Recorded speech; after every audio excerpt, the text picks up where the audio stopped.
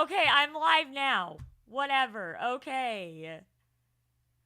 Hello! Apparently, I've been talking to myself for the last 5 minutes. um, Welcome to the stream, those of you that are here. I just thought that since I had it set up for my streaming software, it would just automatically let me go live like it does on my video gaming channel. So, anyway, I keep telling myself a minute, I keep telling myself to breathe. I'm gonna be okay. I've got my fidget, I've got my stuffy, I've got all that stuff that I need. It's gonna be okay. But I think it's definitely, this is something that has been in the works for a while. And it's definitely something that I feel needs to be done with as much controversy and crap that has been posted on the internet um, of people. Now, I will say this: I am definitely not not a mental health professional. Um, I can give you ways with my experience, how my experience is going, that kind of stuff. Um, that's what I can give you. I was hello Agile, welcome.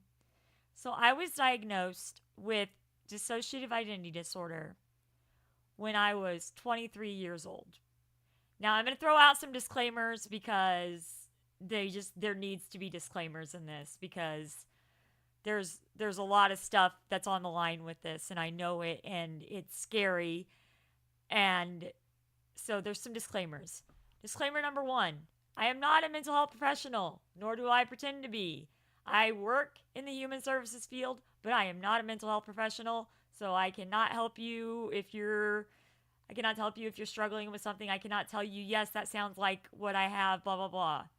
Number 2, if you are a family or friend and you're really nervous or worried about the fact that I'm coming out with this right now, do not be, because I feel like within the 36 years I've lived, well, I guess technically ever since I was 18 when I moved out, I have proven that I can be a fully functional adult, work a fully functional job, no issues. Um, 3, I am not going to be like those quirky YouTubers that when they switch, they change the way they look or whatnot. Now, I will say when I do switch, I do have a different voice and a different, sound. Hello, Sister Frisk. I have a different voice when I switch, but I'm not going to be like most of those YouTubers and other things that will let's I'm just going to do an example. Okay, let's just say right now I feel like I want to be Carissa, okay?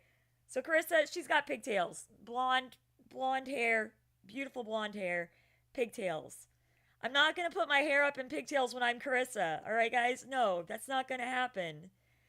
Now, you will probably hear Carissa's voice if Carissa comes out, but it's not usually very obvious, and that's what people don't realize. And it gets so under my skin because this has been something a long time in the making. I have seen so many issues with people not understanding it because of Hollywood and because of how YouTubers do it. And if you guys have any questions, like, and you're sitting in chat and you have any questions, feel free to ask.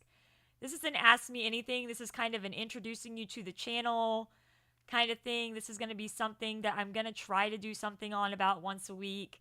I've got funny stories about switches. I've got sad stories about switches. And I've got scary stories about switches. But most of those happened in a place where it was okay. Hello, Orville. Welcome to the stream. Now, for those of you who don't know, and I've talked about it before, I was fired from 3 jobs because they found out that I had dissociative identity disorder. So, yeah, I'm scared. Like, I am freaking out right now. But at the same time, it's something that needs to be done because there's just too much misinformation. Too much misinformation on the internet. And I talked about it a couple times when we did games like Trigger Happy Havoc and you had Genocide Jill and whatnot, but I never actually went into detail that I suffer with it because I was afraid to go into that detail because the world had made me afraid to go into that detail by firing me from 3 jobs because of it. But how have you been, Orville? I hope you've been doing well. This channel, I do not plan on monetizing it. This is a mental health channel. I do not plan on monetizing it. I don't mind monetizing my video game channel. That's fine to me. But this is a mental health channel that people come to for education on mental health. And particularly dissociative identity disorder, because I'm telling you what, there's just so much weird stuff going on. So, anyway, those are my disclaimers. I've held down a job. I've been holding down jobs fine. I've had no issues with switches at work. You know, if a switch does happen, it's usually very mild. It's more obvious to me than it is to anybody else. Oh my gosh, I'm telling you what, Spirit, my heart was beating probably 111 beats per second before I started the stream. But it's got to be done. This has been something a long time in the making. I have actually been trying to do this since I got diagnosed when I was 23. And this is how things happened, is I got diagnosed. It took me 1.5 years to come to terms with a diagnosis. 1.5 years. Okay? Because of the misconception. I'm doing good, Orville. I'm doing good. Yeah. Learn to accept others for exactly. People are like, oh, mental illness isn't stigmatized against. Oh, yeah, it still is. It is still stigmatized against. And I'm just going to say right now, guys, if you hear like popping or whatever, I'm playing with a fidget because you know me, I'm not very good at talking without doing something, obviously, because I'm a video gamer when I stream. But yeah, no, I am still scared. I'm very anxious. I don't know who all is going to see this. It is a public thing. But this is a place for people to come to get educated on at least what my experiences are, you know, with dissociative identity disorder. I'm planning, like I said, I'm not planning on ever monetizing this channel. But feel free to subscribe. Feel free to like. That's fine. If I hit the monetization mark, I probably will not monetize this channel. Because to me, I feel like mental health is not something that needs to be monetized. It's something that needs to be educated against. Or like educated, not educated against, but educated towards. So, I said it wrong, you know what I mean. But, so we're just going to talk. I know you guys won't judge me, but it is scary because there are people that are very judgmental. And I've been wanting to do something like this since I was 23 and first got diagnosed. But I couldn't do that because I couldn't come to terms with the diagnosis until I was almost 25. And then when I finally came to terms with the diagnosis, that's when I started trying to do like vlogs and things. Well, at the time, I was working in a mental health field. Not going to name names or anything. And they happened upon my blog, which it was an actual blog because we didn't really do video blogs back then. And although I had been a solid staff for almost 6 months there, and they were stating they wanted to add me as a lead staff eventually, I ended up getting told that I had to take an MMPI, and then they wanted me to do a bunch of other tests. And when I refused to do the test because that's not something you should have to do in the state of Missouri when you're an employer, they said, okay, then we're just going to move you to a different thing. And they moved me to a different area, and I lost $5 worth of pay an hour. So I went from 15 an hour to 10 an hour. Same, I have a stress ball right now. Not because I'm stressed or anything, but just because I have to do something. I'm the same. Yes, I have a system. And we're going to be talking a little bit about that today.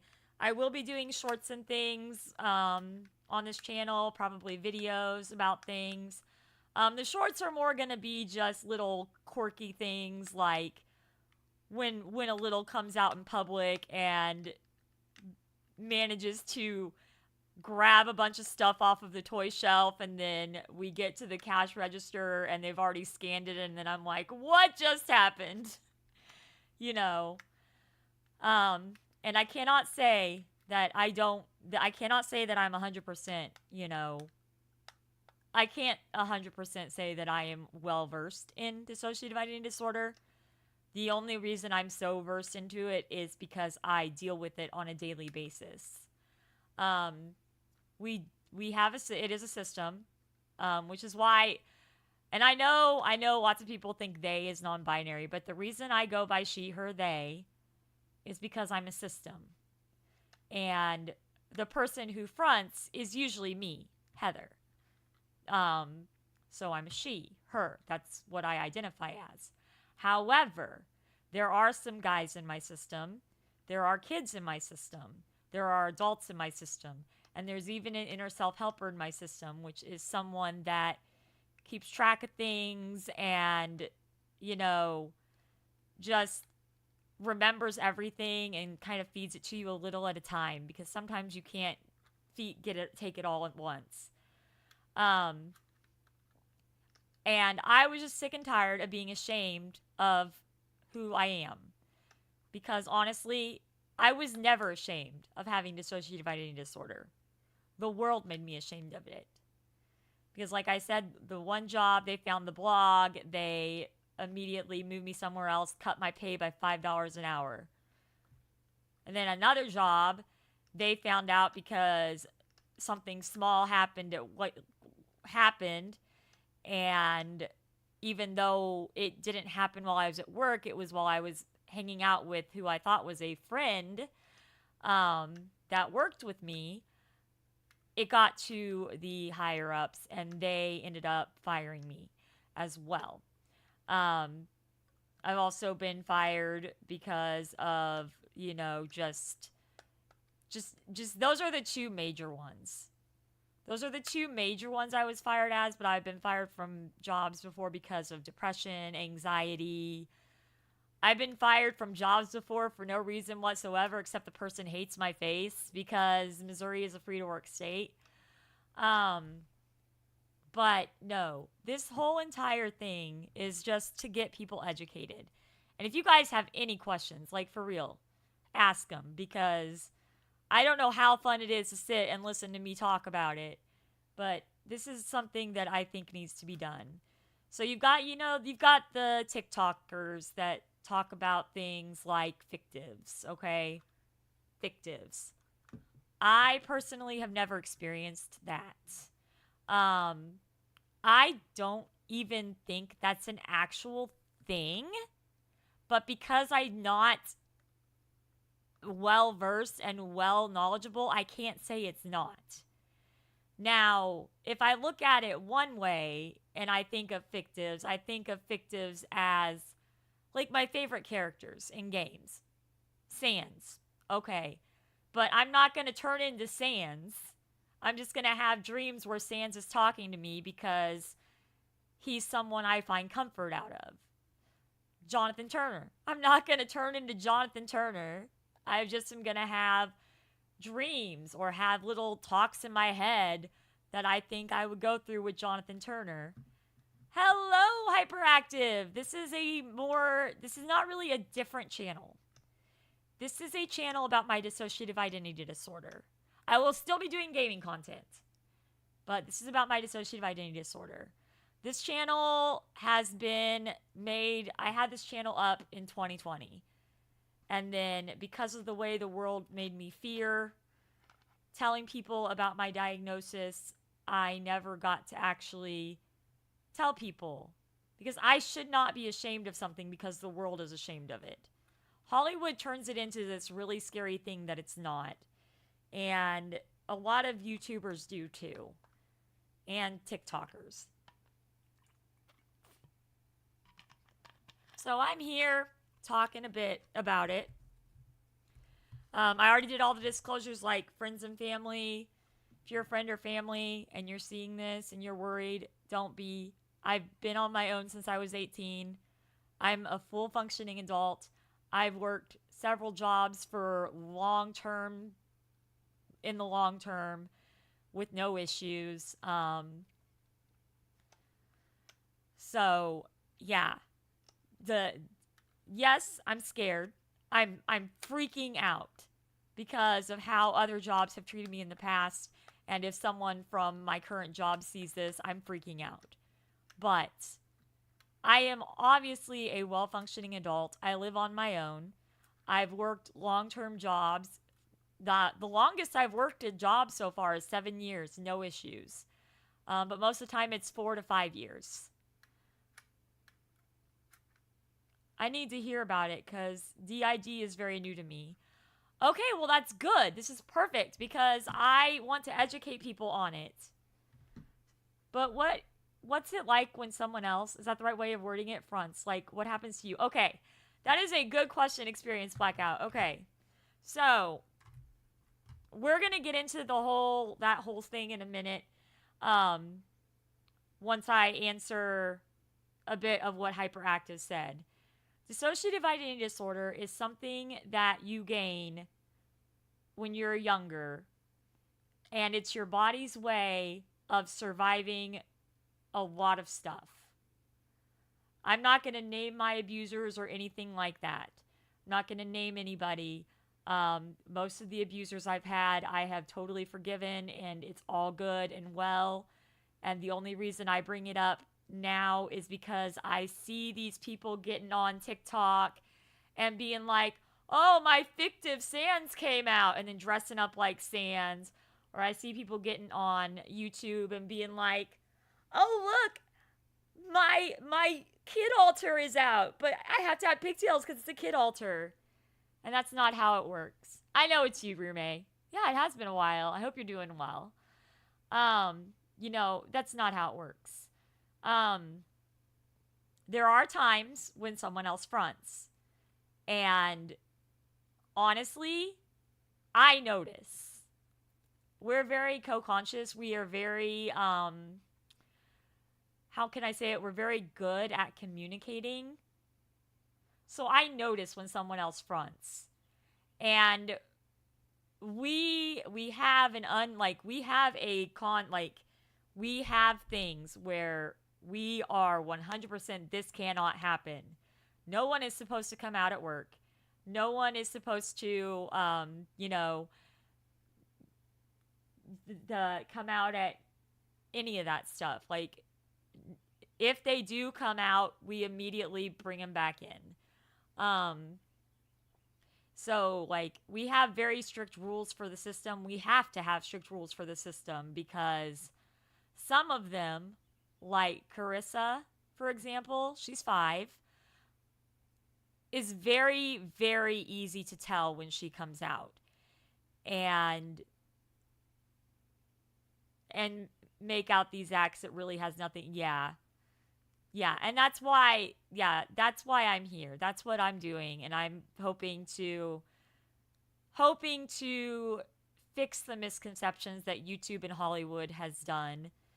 It is scary. But anyway, so for when someone fronts, all right, now everybody does this to an extent. Okay, so let's just talk about dissociation for a minute.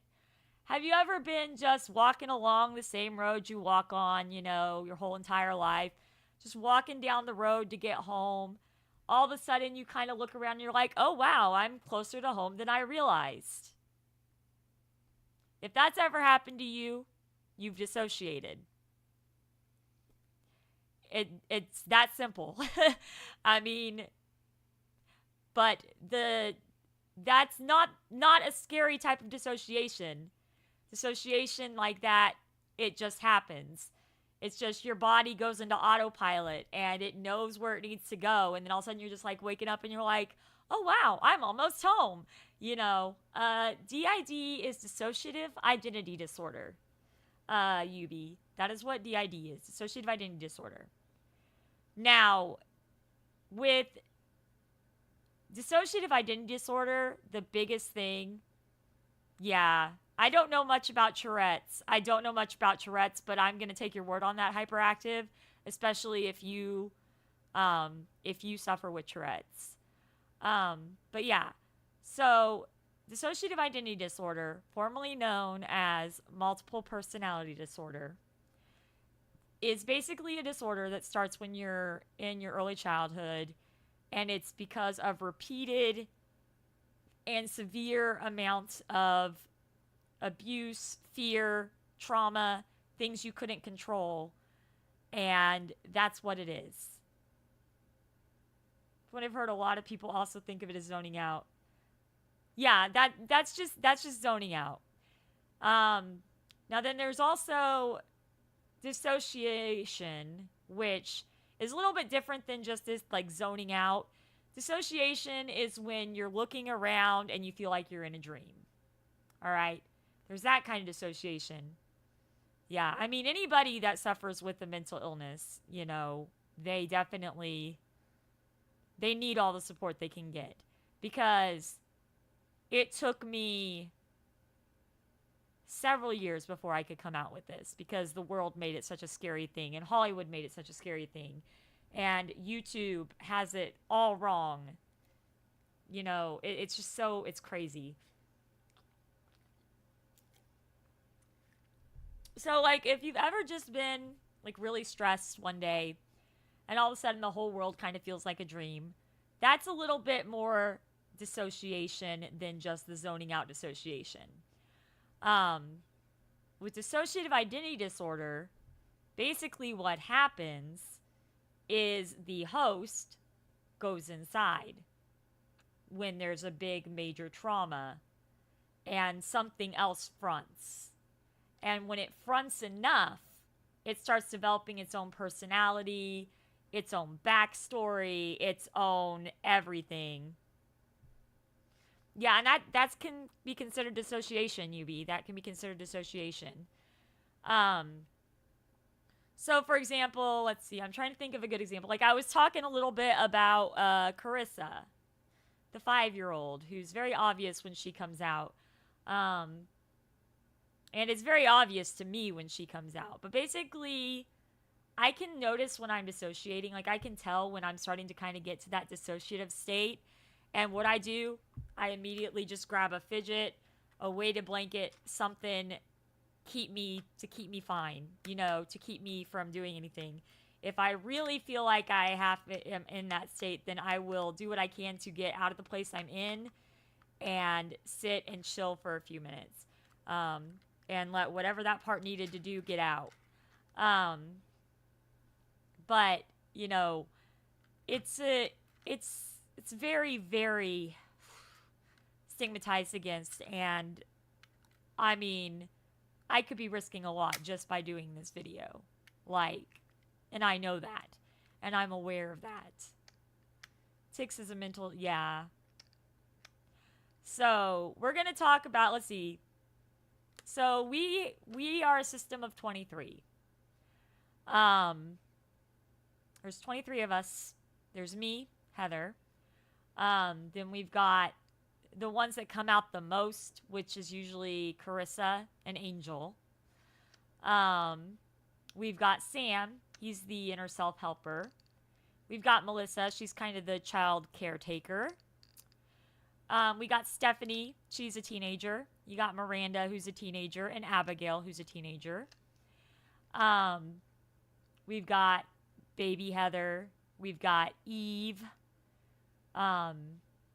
Junebug, Jade. Let's see who else. Erica, Jenny, Susan. We have a ton of different personalities.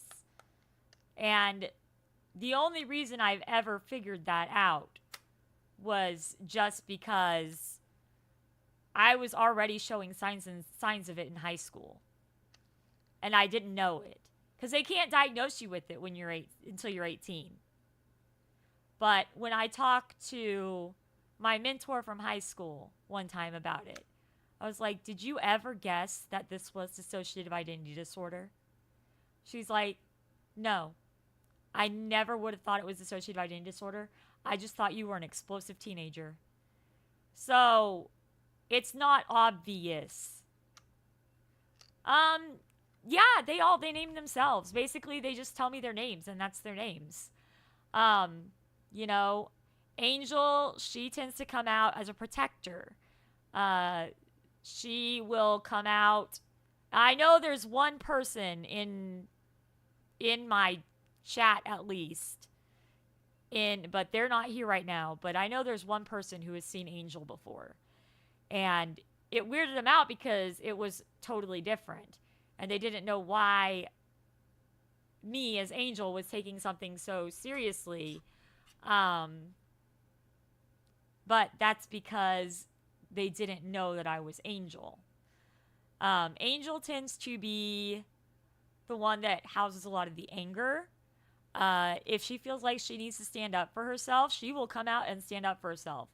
Like not in a way like I'm gonna punch your face, or I'm gonna, not like in a killer, not like they make out in the movies where the angry alter always comes out and is like, bam, that's how I feel. No, she will come out and she will be blunt. She will not hurt anybody. Not a soul. She will come out, she will be blunt. Sometimes she needs something. Sometimes she'll like rip paper or, stack something on top of each other and knock them over just because she needs to, because she's so angry. But she isn't violent. She's the protector. She's there to protect everybody, which is sad because she's 10. And it's so sad that at 10 years old, someone has to protect the body. But if you think about it, all the ages that my alters are, it's kind of sad because I literally only have 3 adults and yeah, that's it. Because you got Sam, Melissa, and Stephanie. And Stephanie's still considered a teenager. Oh yeah, and they do. I have not watched Moonlord. And honestly, Hyperactive, I kind of stay away from Hollywood DID stuff. Because all of the Hollywood dissociative identity disorder stuff, there's always an alter that comes out that's very violent. And that's where the stigma comes in. Like, that's where the stigma happens. Most of the time, you are not able to tell. Now, there are times when I can look back on live streams that I've done, and this is why I hate Doki Doki Literature Club so much, and also Ultra Despair Girls. I can look back on live streams I've done or videos I've done, and I can tell someone else was out. But it's not obvious. It's not as obvious as people make it. And now maybe for some people it is obvious. Like, I don't want to discount other people's dissociative identity disorder, but for me, it's not obvious. It's not like, oh, 1 second, my alter Carissa wants to come out, so I got to go get dressed up and grab my little stuffy and put my hair in pigtail. It's not like that. They just come out,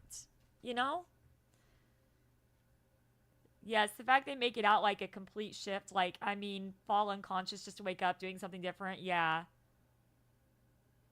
Well, it's not that I don't like Doki Doki Literature Club. I thought it was a really great game that brought a lot of good input on mental illness. I don't like my reactions to Doki Doki Literature Club because I was so dissociated and someone else was out that there was really not any emotion there when I was doing it. And I still remember the reaction I had to Ultra Despair Girls. There were 2 that I had a really bad reaction on that I recorded. And that one of them was the red-haired kid who'd been through abuse. And the other one was Kitoko, I think was her name. The little girl who had been through sexual abuse. And those were the 2 I had the most trouble recording. And that's why I had to kind of go in little doses. Why I had to record Ultra Despair Girls as opposed to do it live. Because I knew I'd need to edit out some stuff. I just knew I did. But that's the thing it is. That's the way it is with me. Moon Knight, they made one personality a pacifist, one an agent of good with bloody hands, and one a cold killer. Yeah. They, yeah, maybe. Maybe what? Maybe what, Sprisk? But no, so there have been times, there's some stories I have that will be turned into shorts. One time, Abigail was out. Okay, Abigail she's 13 years old. She loves nature. Nature is like her favorite thing in the world. She considers herself a Wiccan. And she also likes video games. Like any 13-year-old, right? I mean, why not? She plays video games. She's 13. She plays video games. Oh, you're thinking of the names. Oh, okay. You're good. You're good. She plays video games. And she believes she follows Wiccan practices and things. But there was one time we went to a used video game store, okay? We went to a used video game store, and there were all these games from my childhood. Just nostalgia, just hitting me in the face. All right, UB, sleep well. And how about we not call me Pega here? How about we just call me Heather here? Since Pegasus Angel is a video gamer, and this is more of a serious thing. But I will see you guys. I will see you later. So we did. We went to the store, and immediately, I don't even know when, but Abigail had to have come out because all of a sudden I'm standing at the cash register with like 5 games. And the guy's already scanned all of the games. And he's like, your total will be $100 and some odd. And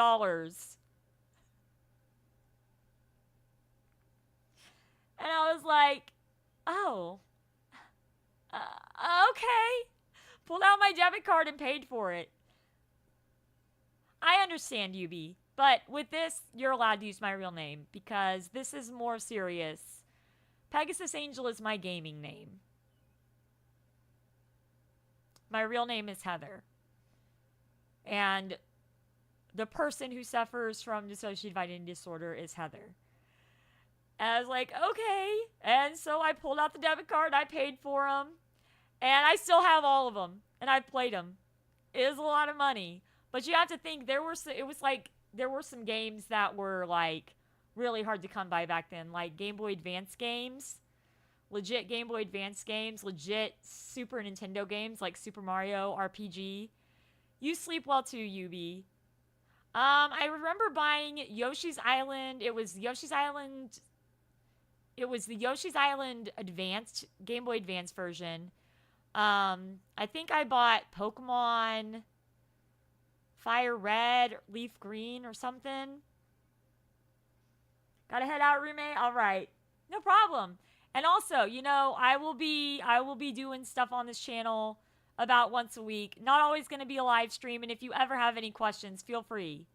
You know, feel free to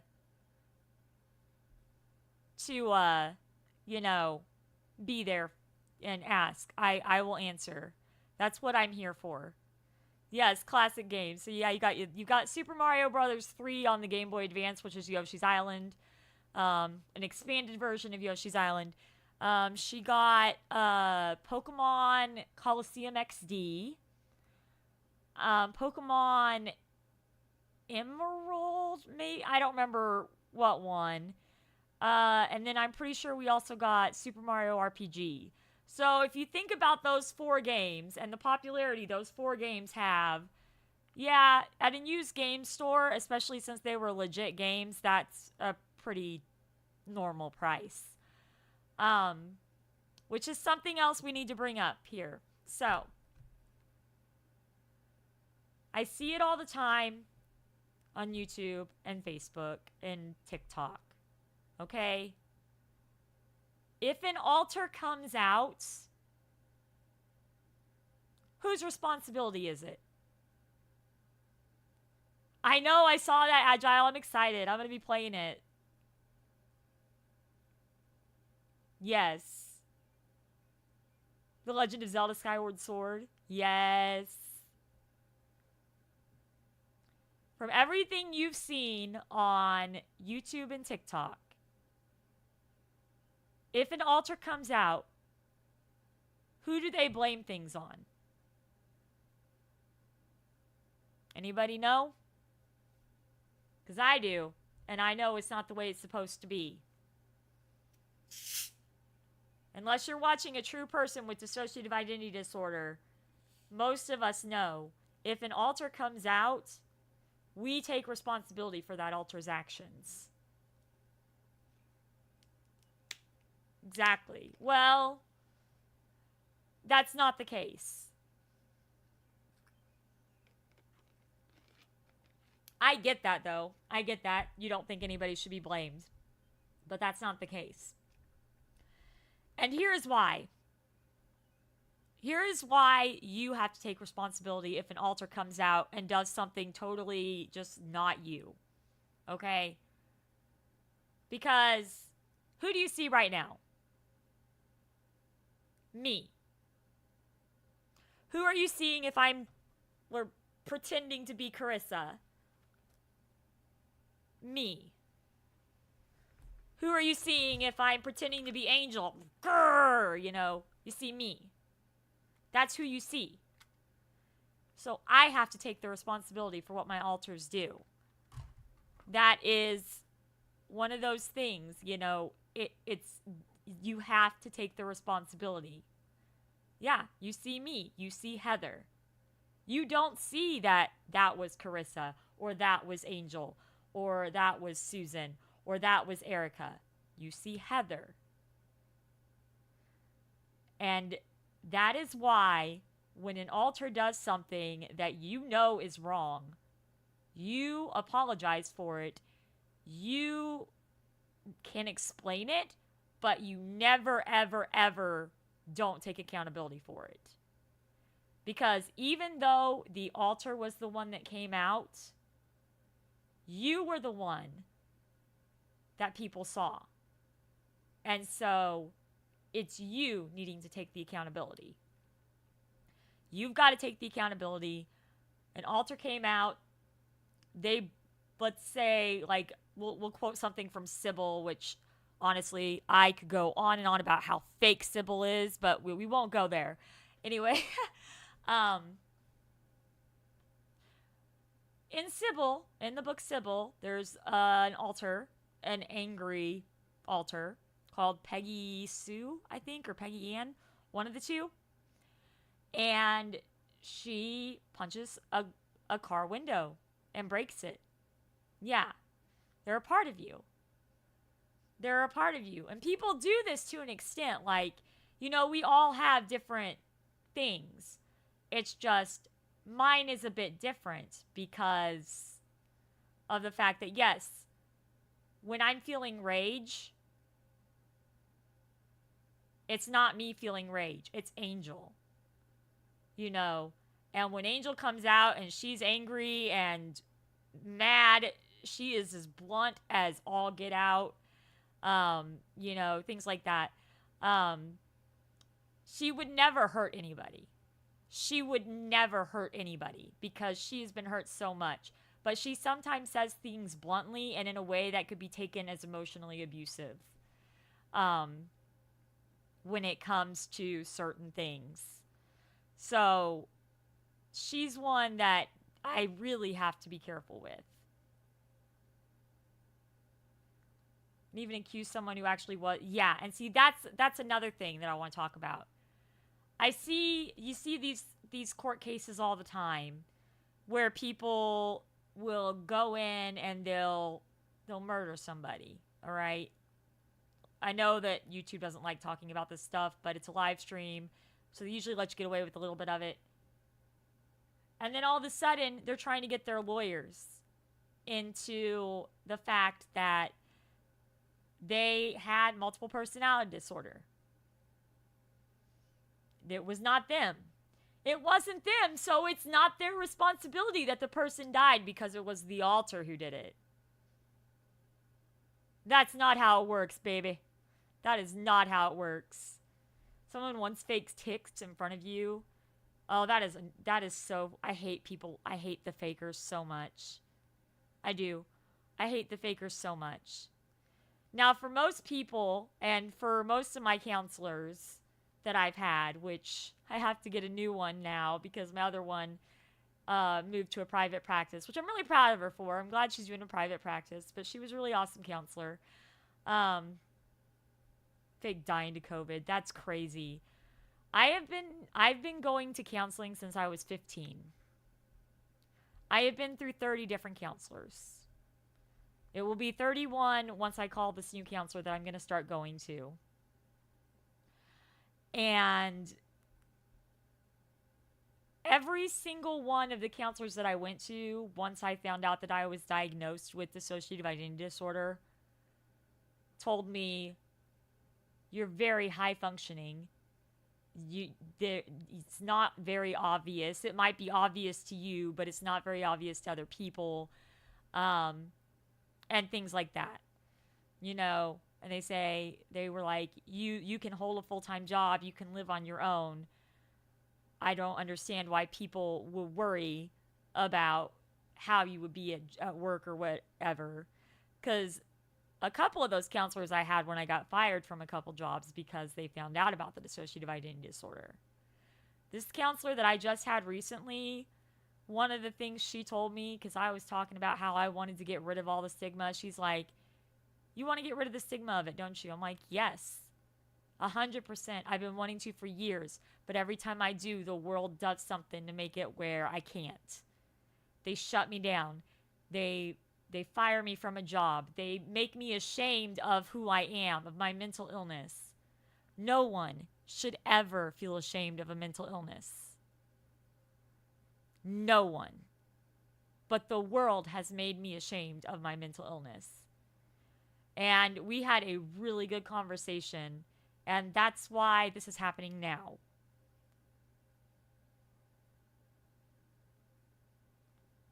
Yeah, well, sometimes, like I said, it can be pretty obvious when Carissa comes out because Carissa usually is scared a lot of times and sad.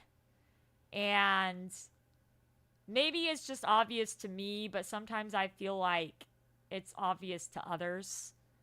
Because, like, I remember one time I asked someone for a hug, and I was co-fronting, I guess, with Carissa, but Carissa was the major one in control of the body. And she's just like, can I have a hug? And I was like, and then it's after that happened, I was like, oh no. You know, because I was like, they gotta know by now. They gotta know. Because it was so obvious to me. Or like when the other day something happened and I was with someone I didn't really know really well. And like, I was like scared. Something happened that scared me. And again, I was co-fronting at the time. Carissa came out. She's like, I don't like this. And I'm like, it was so obvious to me, but I was so worried that it was obvious to everybody else. But yeah, like, it's been a struggle, and it's been a long time coming with this because, like, I've been wanting to do this ever since I came to terms with my mental illness. All right, like, dissociative identity disorder, when I was diagnosed with it, it wrecked my world. It wrecked my world for a year and a half because I was confused. I was a revolving door.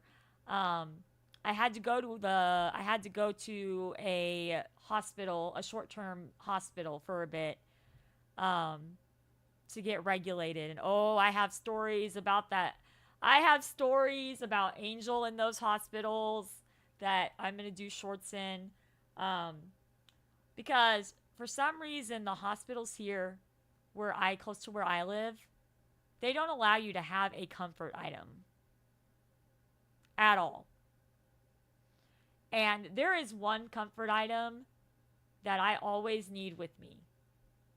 And I think I've shown it off before. Like, I can't sleep without it. I don't take it to like work and stuff, you know. It stays at my house when I'm not at my house. But like if I'm spending the night somewhere, I take it. I have to have this. This is the one thing I have to have.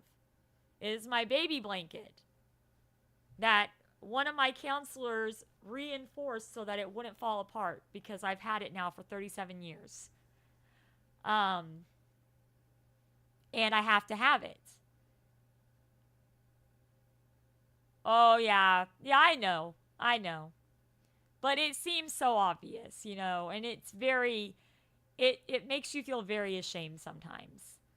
So yeah, I have to have this baby blanket. Well, these hospitals didn't let me have the baby blanket. And Angel had some things to say about that. Like, for real. And I'm just going to go to the most recent time. And I'll probably do a short on it. I'm not going to go into major detail, but the most recent time I was in the hospital was that time I took about a month, what was it? 2019 maybe was the last time I was in the hospital for a mental illness because I need to get meds figured out. Yeah, I think that's what it was, 2019. Maybe even end of 2018. I'm not sure. But it was the third hospitalization I'd had. Because the first one I had was when I was 18, and I decided to go to the hospital voluntarily because I was feeling suicidal and had a plan. And then I got kicked out of that college because they gave me a thing saying I wasn't allowed to have my support group anymore once I got back. That I was only allowed to rely on the staff in the staff building. That the only one I liked, her name was Rachel. I wasn't allowed to talk to her anymore. I wasn't allowed to do things with her anymore. She was my favorite staff out of that whole entire building. The dean, I hated him. I hated the dean so bad at that college. There was another person named Kim. She was pretty cool. She was pretty sweet. I remember two things. And I don't know if it had anything to do with me or not. Oh gosh, that sucks. Yeah, that doesn't sound good. Well, I'm talking about actual hospitals for like mental illness help. But I remember that happened in February. Dang, hyperactive. You poor thing.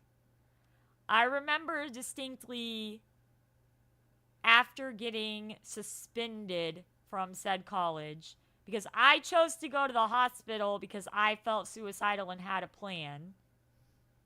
Hello, Cat the Wumbo Jumbo. How are you? Yeah, you can get on my lap, Lena. Come on. You can get on my lap. Yeah. And then the college was like, you're not allowed to talk to any of your support group friends anymore. And you aren't allowed to talk to Rachel anymore. Rachel's not allowed to drive you anywhere anymore. Your friends aren't allowed to drive you anywhere anymore. The only people you're allowed to ask for rides, because I didn't have my car up at college, are the people that are in the building at this place. And it can't be Rachel. It has to be either Kim or me. That's what the dean said. Thanks for all the hearts, guys. I really appreciate it. And I remember distinctly that when I got suspended, every single one of my friends from that college came to my dorm room that day because they knew I was leaving that night. Rachel came. She helped me pack a little bit. Hannah, Marie, Amy. They all were my close friends in that college. And they came and helped me pack up my dorm and gave me a hug and talked about how much they would miss me. But then because they were at that college, they could never reach out to me because they had put a strict rule in place that they weren't supposed to reach out to me. And I found that out from Marie once she was done with that college. That there was a rule that they gave all of my close friends not to reach out to me because I wasn't at that college anymore. And it was very much a very emotional time in my life, probably the worst day of my life, because I had made it through a first semester just fine. And then because I chose to go to a hospital because I was having not so great thoughts, all of a sudden I'm not emotionally stable enough for college. And I get kicked out after like 3 days of trying to follow this impossible to follow contract. I'm not going to name the college because they didn't care. I was a problem. I was a problem in that college. That's basically what it was. I was a problem child. They saw me as a problem child. They saw me as somebody that would give their college a bad reputation. What they don't know is even though I'm not naming the college, their college has a bad reputation with a lot of my friends now. And there are times when I wish I could tell somebody, especially when they're like, oh yeah, so-and-so is going to this college, not to, but I won't, because that is their kid's choice.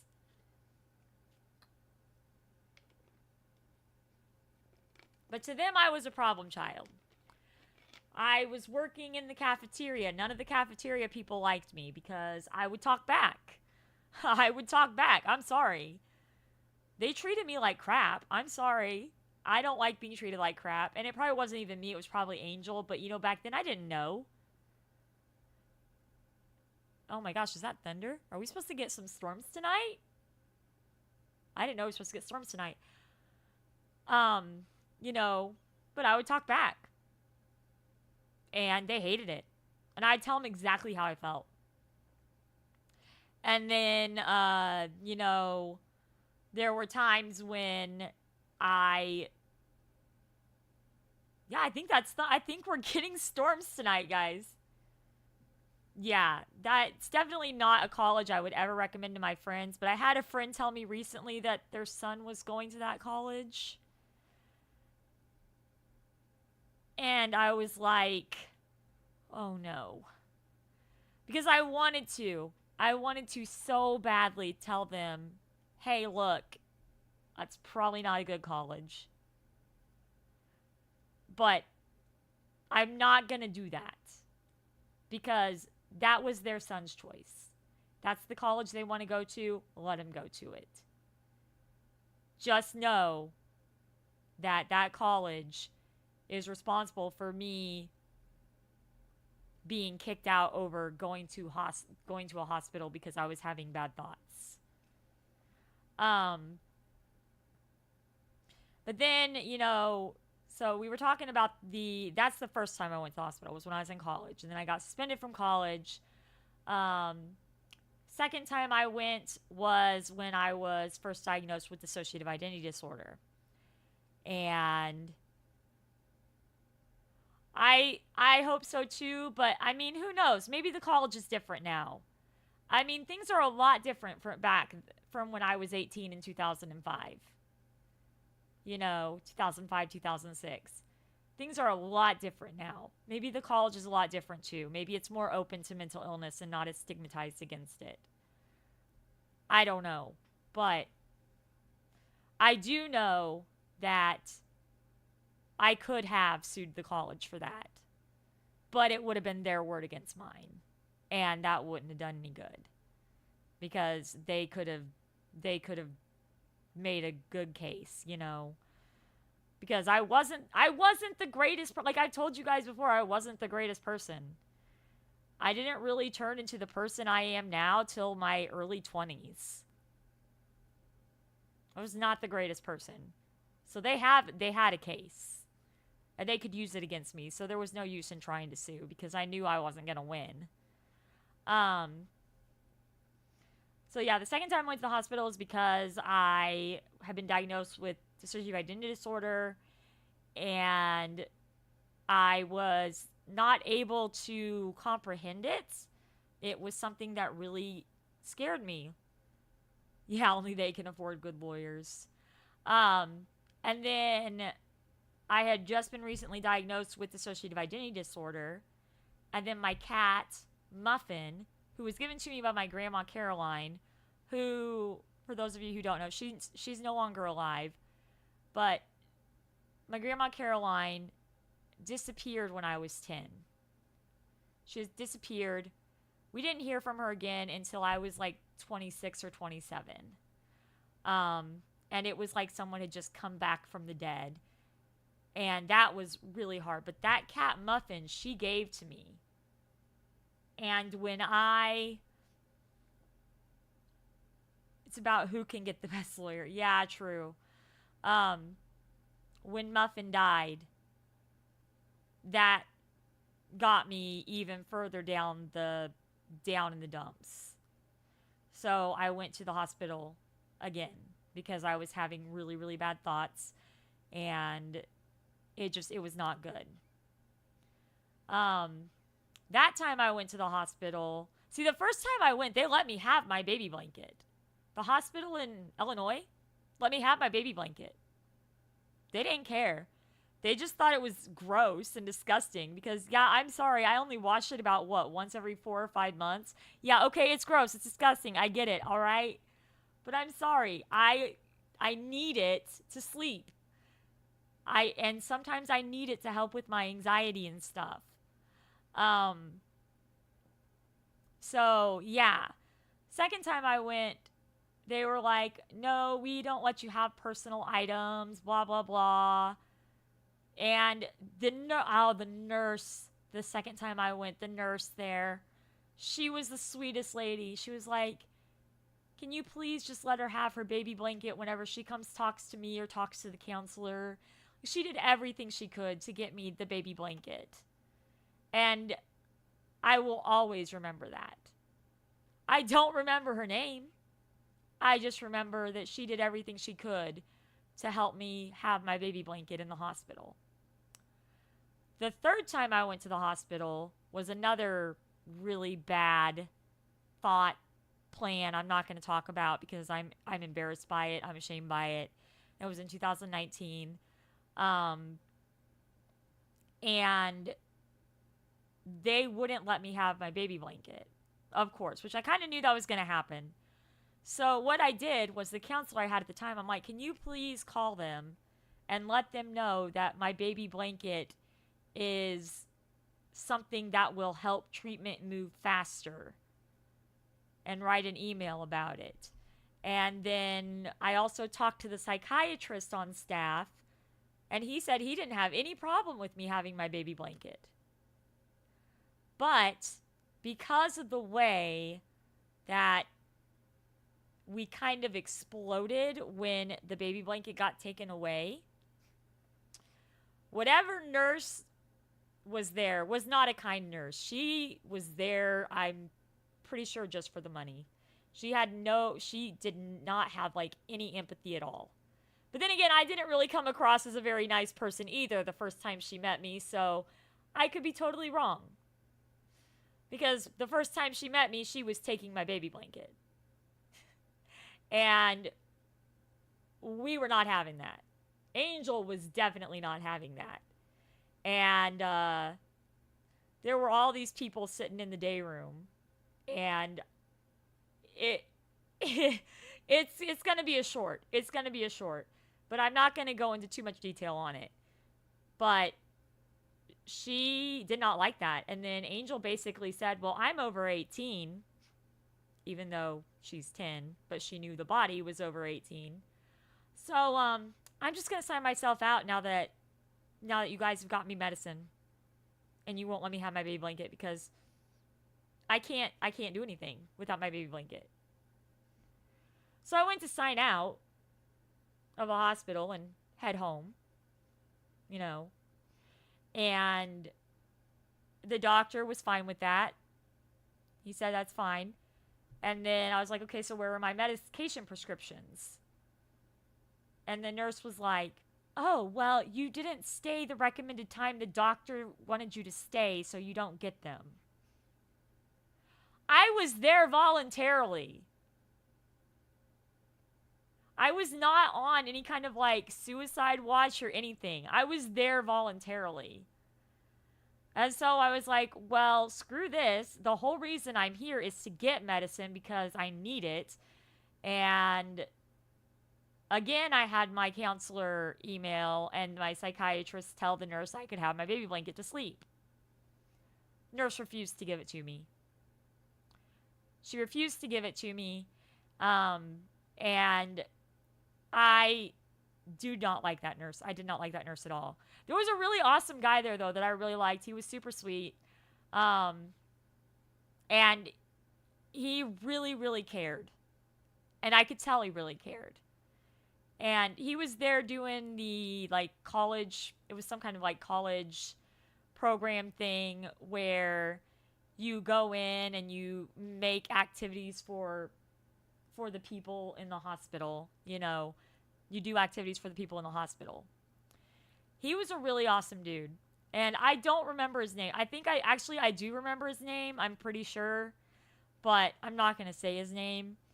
If he's watching this, he knows who he is. I don't know whether he's watching it or not. I just know that I did leave my YouTube channel link on accident for the nurses who really liked me. And the people that really liked me. So I don't know. But he was awesome. He really cared. And I went up to him the day after the big explosion Angel had. And I was like, I'm really, really sorry. I'm like, please don't think of me as a bad person. Please don't think of me as a violent person. I'm not violent. I promise. I'm sorry that happened. I'm sorry what I said. You know, I was ashamed because there were some things I said that with clients sitting in a day room should not have been said. And only Angel would do that.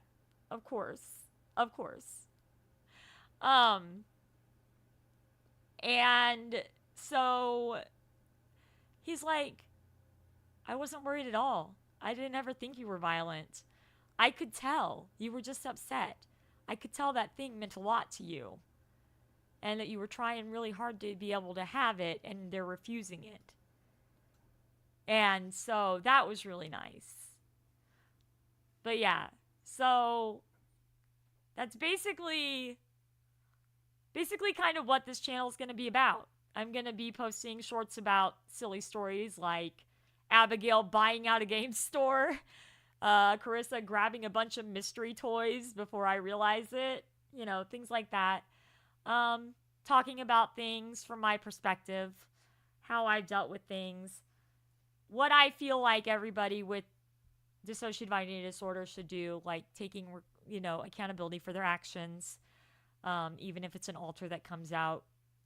Even if an alter comes out, it's you people see. You have to take accountability for your actions. I'm sorry, guys. I'm not doing the whole dress up like, you know, like whoever, whenever I do it. If that's something you find entertainment in, that's great. But to me, I want to make it as real and raw as possible. Because this is what you see when someone comes out. You don't, especially if I'm somewhere where I can't change clothes. What am I supposed to do? If someone wants to come out, do I just like have a change of clothes just hanging in my closet? Hanging in a closet somewhere so I can just change into my clothes and change my hair and then everybody knows that person's out? No. I'm making this as real and raw as possible. I understand some people do it for entertainment. I also understand some people do it so that you can distinguish because it can be hard at times. But this is what people are going to see. They see my face. They don't see a cute little 5-year-old. They don't see an angry 10-year-old. They see a 36-year-old woman who looks 20, apparently, according to people that I work with. But yeah. So just keep your eye out on this channel. We're going to be doing some stuff probably weekly. For now, I need to kind of just take a breather now that this is over, because this was very, very high anxiety inducing, and I don't know where it's going to lead. But I hope that I educated you guys a little bit, and I hope I came across as pretty rational so that you understand that it's not something to stigmatize against, and that it's not something that can totally detriment. Yeah. Mental disorders is not entertainment. Yeah, it's not. I just want to make sure that people realize it's not to be stigmatized against, and it's not a detriment to me. Yes, there are times when things happen. The other day, they're fun to hang out with. I mean, yeah, I can see that. The other day, Carissa came out, and she picked some little flowers, and she made a little flower ring. Something as harmless as that is not anything to worry about. We have the boundaries in place. They know when and where they can come out, and they know where to go if they think they're going to come out, so that we can kind of not show that we're coming out. And also, part of dissociative identity disorder is most of these alters try to present themselves as you, because they want you to look as normal as possible. And so that people don't realize everything that's going on. So they may come out, but they're going to present themselves as you when they come out. Now, when they do come out in full force, like Angel did over the baby blanket, that's a little different. But that does not happen very often. And when it does happen, it's usually not anywhere that is an unsafe place for it to happen. Because Angel knows that she is not allowed out at certain places. And she follows that rule. That is a strict rule that my whole system has. There are rules of places where we are not allowed to come out. And we know that. There are rules of places where if we do feel like we're coming out and we're in a safe space to do so, we need to leave that place for a bit, go sit in the car, take a breather, and then go back in. Because there's been several times when I've been in Walmart and just randomly dissociated while I was in Walmart and someone was trying to come out. And so I kind of had to do like a body scan and be like, okay, how long do I have until this person takes full control? Because I had some groceries. And when I realized that it was probably going to happen pretty quick, I immediately ran to the cash registers and scanned the groceries out, went to my car, sat down in my car, and just waited for a bit before I went back in to do the rest of my shopping. So yeah, I really do hope that this has helped a little bit. I don't know how educational it was, because it was just more me talking about experiences and funny times, but also the fact that you have to take accountability if your alters come out. I need to take an emotional break for now. I will not be live again on my gaming channel until Monday. I've got a bunch of shorts set up already. I have no cell phone service or Wi-Fi starting tomorrow. So you may not hear from me for a couple days. Don't worry. I will try to find a way to at least post when a short comes out for the video game channel. But yeah, we're going to end it here for now. I need to play some Disney Dreamlight Valley, curl up in my bed, take a deep breath, and tell myself this really wasn't as bad as I thought it was going to be, because before this stream, I was freaking out. I was freaking out. And now I feel fine. I'm okay. And I'm thankful that I finally am able to get this off my chest and actually educate people on it the right way, as opposed to the way that people have been trying to educate them on it through Hollywood and YouTube and TikTok.